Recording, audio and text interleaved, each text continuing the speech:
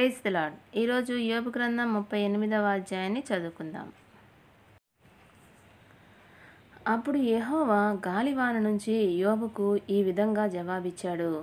ఇక్కడ తెలివి తక్కువ మాటలు పలికి ఆలోచనను చీకటి చేస్తున్నది ఎవరు? ధైర్యం తెచ్చుకొని లేచి నడుము కట్టుకో. నేను నిన్ను అడుగుతాను, నీవు జవాబు చెప్పు. నేను భూమికి పునాది వేసినప్పుడు నీవెక్కడ ఉన్నావు? నీకే గనుక వివేకం ఉంటే చెప్పు. దాని కొలతలు నిర్ణయించినదెవరు? నీకు తెలుసు కదా. దాని మీద కొలనూలు వేసినదెవరు? దాని స్తంభాలకు ఎలాంటి ఆధారాలు ఉన్నాయి? దానికి మూలరాయి వేసినదెవరు? అప్పుడు వేకువ చుక్కలు కలిసి గానం చేశాయి. దేవకుమారులంతా ఆనంద ధ్వనులు చేశారు.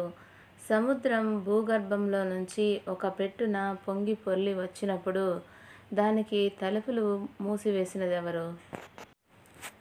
మేఘాన్ని దానికి వస్త్రంగా, కటిక చీకటి దానికి పొత్తిగుడ్డగా నేను చేసినప్పుడు నీవెక్కడున్నావు? దానికి సరిహద్దులు ఏర్పరచి దానికి తలుపులు వాటి గడియలు పెట్టి నీవు ఇంతవరకే రావాలి, మరీ చెలరేగే అలలు ఇక్కడే ఆగిపోవాలి అని నేను చెప్పినప్పుడు నీవెక్కడ ఉన్నావు?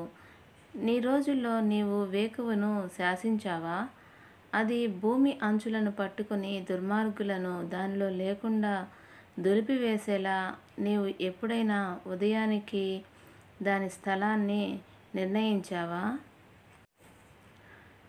భూమి ముద్ర వేయబడ్డ బంకమట్టిలాగా మారుతుంది. అది విచిత్రంగా ఉన్న వస్త్రంలాగా కనిపిస్తుంది. అప్పుడు దుర్మార్గుల దగ్గర నుంచి వారి వెలుగు తొలగించడం జరుగుతుంది. పైకెత్తిన చెయ్యి విరగొట్టడం జరుగుతుంది. సముద్రంలోని ఊటలలోకి ప్రవేశించావా నీవు? జలాగాధం లోతులో తిరిగావా? మృత్యుద్వారాలు నీకు తెరుచుకున్నాయా? చావు నీడల గుమ్మాలను నీవు చూసావా? భూగోళం ఎంత విశాలమో నీవు చూసావా? ఇదంతా నీకు తెలిస్తే చెప్పుకో. వెలుగు నివాస స్థలం ఎక్కడా? దానికి మార్గం ఎటు? చీకటి ఉండేదెక్కడా? దాని పొలిమేరలకు వాటిని తీసుకువెళ్ళగలవా? వాటి నివాస స్థలానికి త్రోవలు ఏవో నీకు తెలుసా? ఇదంతా నీకు తెలిసే ఉంది కదా. నీవు అప్పటికే పుట్టావు కదా. ఇప్పుడు నీవు చాలా ముసలివాడివి. నీవు చలిమంచు నిలువ ఉన్న స్థలాలకు వెళ్ళావా? వడగండ్ల ఖజానాలు నీవు చూసావా? కష్టకాలానికని వాటిని అట్టే పెట్టి ఉంచాను. రణరంగానికి, యుద్ధకాలానికి వీటిని ఉంచాను. వెలుగును ఏ స్థలంలో వెదజల్లడం జరుగుతుంది? భూమి మీద తూర్పుగాలులు ఎక్కడి నుంచి చెల్లాచెదరవుతాయి? ఆ త్రోవలు నీకు తెలుసా? ప్రచండ వర్షం పొర్లిపారేలా భూమి మీద పాయలుగా చీల్చినదెవరు? ఉరుములో మెరుపుకు మార్గం ఏర్పరిచినదెవరు? నిర్జన ప్రదేశంలో భూమి మీద వర్షం కురిపించేది ఎవరు? మనుషులు లేని ఎడారిలో వాన రప్పించేది ఎవరు? ఆ విధంగా పాడైపోయిన బీడు భూమిని తృప్తిపరిచి అందులో లేతగడ్డి మొక్కలను మొలిపించేదెవరు? వర్షానికి తండ్రి ఉంటాడా? మంచు బిందువులను కన్నదెవరు? మంచుగడ్డ వచ్చేది ఎవరి గర్భంలో నుంచి? పైనుంచి దిగి వచ్చే చల్లని మంచును పుట్టించేదెవరు? నీళ్లు రాయిలాగా అయిపోతాయి.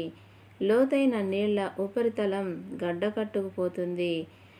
కృత్తిక నక్షత్ర సముదాయాన్ని నీవు అరికట్టగలవా? మృగశీర్ష నక్షత్రాల బంధకాలను నీవు విప్పగలవా?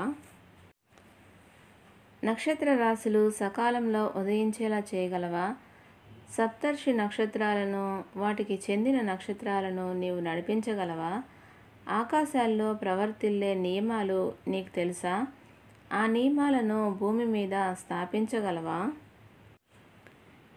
మేఘాలకు ఆజ్ఞాపించి జలప్రవాహాలు నిన్ను ముంచెత్తేలా చేయగలవా? పిడుగులను శాసించి వాటిని బయటికి రప్పించి ఇదిగో మేమున్నామని వాటి చేత అనిపించగలవా?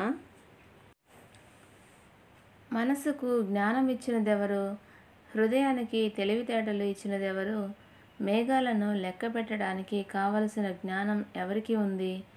దుమ్ము గట్టిపడినప్పుడు, మట్టి పెళ్ళలు ఒకదానికొకటి అంటుకొన్నప్పుడు, ఆకాశ పాత్రలలో నుంచి వాన కురిసేలా వాటిని వంచగలవాడెవడు? ఆడసింహం కోసం ఎరను వేటాడుతావా నీవు? సింహం పిల్లలు గుహలలో పడుకుంటూ ఉంటే, అవి దాక్కునే చోట పొంచి ఉంటే నీవు వాటి ఆకలి తీరుస్తావా? కాకి పిల్లలు ఆహారం లేక తిరుగాడుతూ దేవునికి మొర్రపెట్టుకుంటూ ఉంటే కాకికి ఆహారం పెట్టేదెవరు? దేవుడి పరిశుద్ధ వాక్యమును దీవించునుగాక. ఆమెన్.